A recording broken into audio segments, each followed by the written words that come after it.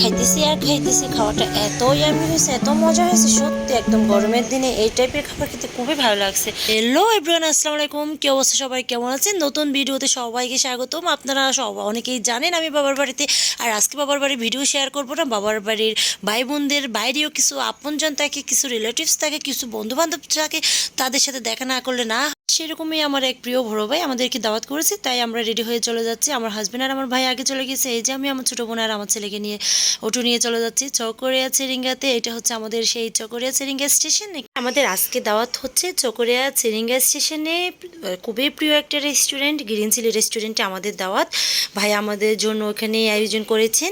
তারপরে এই যে আমি, আমার ভাই, আমার বোনেরা সবাই মিলে চলে আসলাম। এসে এখানে একটু বসে আমরা সবাই মিলে আড্ডা দিতেছি, কথা বলতেছি। আর আজকে আমরা অনেক মজা করেছি, সবাই মিলে খাওয়া দাওয়া করেছি, এবং খাওয়া দাওয়া শেষে আমরা একটা গোল্ড জুয়েলারি শপে চলে গিয়েছিলাম কিনি।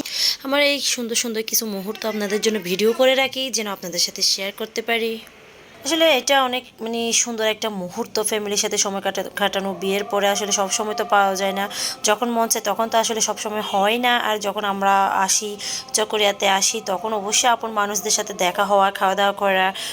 আর ভাই বোন তো আছে সাথে সবসময় থাকে, এর বাইরেও কিছু আপন মানুষ থাকে, কিছু রিলেটিভস থাকে, তাদের সাথে দেখা না করলে হয় না। অবশ্যই ওদের সাথে সবার সাথে দেখা হয়, খাওয়া দাওয়া হয়। এই যে দেখেন আজকে খাবারটা এত একটি সুন্দর খাবার ছিল। ভাইয়াকে বলেছিলাম, ভাইয়া এত গরম পড়তেছে, তো আপনি আমরা হালকা কিছু খেতে চাই।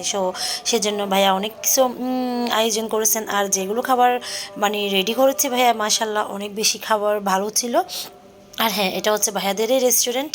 আর চোখের মধ্যে যারা আছেন ফ্যামিলি নিয়ে, বা এখানে কোনো ছোটোখাটো অনুষ্ঠান, বিয়ের, এঙ্গেজমেন্ট, এই টাইপের কোনো কিছু অনুষ্ঠান করতে চাইলে এখানে করতে পারেন। আর আজকের খাবারের মেনুতে ছিল আমাদের হচ্ছে এই যে রূপচাঁদা ফ্রাইটা, রূপচাঁদা ফ্রাই, অনিয়ন ফ্রাই, এগুলো অনেক বেশি মজা ছিল। যেমন উপর দিয়ে ক্রিস্পি, ভিতর দিয়ে জুসি ছিল।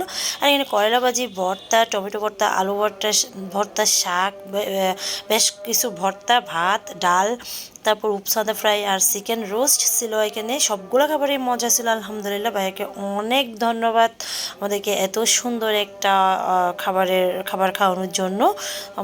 থ্যাংক ইউ ভাইয়া, যদি আমার ভিডিও দেখে থাকেন অবশ্যই অনেক ধন্যবাদ আপনাকে। তারপর এই যে আমরা এখন সবাই মিলে খেতে বসে গেলাম। আর আমি এখানে আর কোনো ভিডিও নিলাম না, কারণ সবাই একটু ক্যামেরা সামনে আসতে তো বেশি পছন্দ করে না, যার কারণে আমি আসলে টুকটাক অল্প ভিডিও নিলাম। এই তো আমি খাচ্ছিলাম আর একটু শর্ট নিলাম আপনাদের সাথে শেয়ার করব বলে।